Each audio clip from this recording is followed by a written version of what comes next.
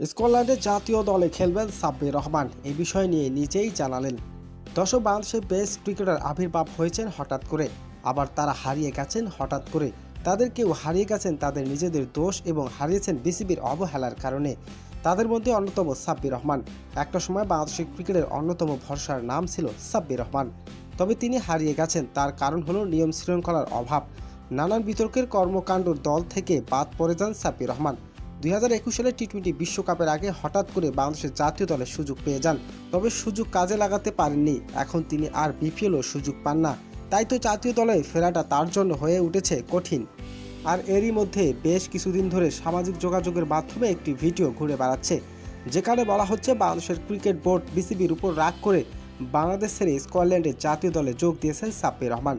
তবে সেই ভিডিও নিয়ে এবার সবাইকে পরিষ্কার করে জানালেন দেশের একসময় সেরা ক্রিকেটার সাব্বির রহমান।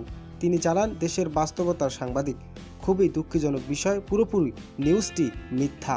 তবে সাব্বির রহমান বাংলাদেশ থেকেই খেলবেন, স্কটল্যান্ডের নয়।